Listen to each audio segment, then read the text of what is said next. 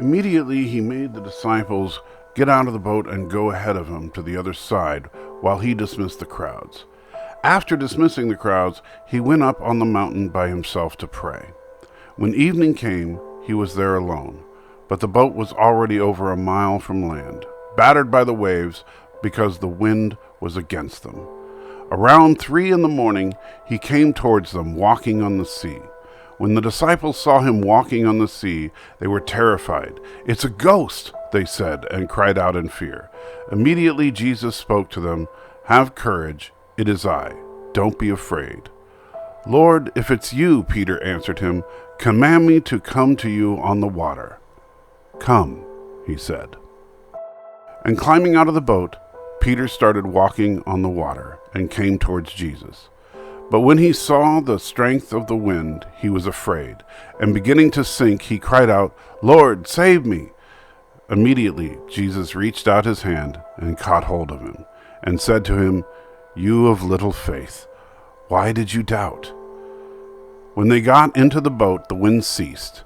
Then those in the boat worshipped him and said, "Truly, you are the Son of God." Peter was a commercial fisherman living with his wife in the lakeside town of Capernaum in the region of Galilee. His brother, Andrew, was apparently Jesus' first disciple, but Andrew quickly brought Peter to Jesus, making Peter one of the earliest followers of Jesus too. Peter subsequently became a pillar in Jesus' movement, and his influence for Jesus remains deep even to this day. After the miracle of the feeding of the 5,000, Jesus sent the disciples ahead of him to cross the lake in a boat. Peter must have spent countless hours on the lake, but he had never seen anything like he did that night. In the hour just before dawn, as they struggled against the wind, Peter and the others saw Jesus walking across the water. The Bible doesn't explain why Jesus decided to walk across the lake, but Peter's response is remarkable. Despite his fear, Peter stepped out of the boat and walked with Jesus. Peter expressed, even if only for a moment, profound courage in the presence of Jesus. Courage is not the absence of fear, nor should it be confused with swagger, the stunts of fools. Rather, courage is the steely resolve to do the right thing regardless of the risk.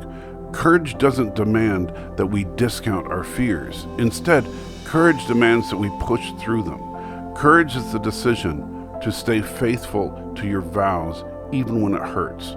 Courage is the refusal to compromise at work even when it costs. Courage is the willingness to share the gospel with your neighbors even when it's weird. So what about you? In what storm do you find yourself? Can you find your courage? Through this courage, Peter stepped out of the boat and into history. Now it's your turn. Get out of the boat.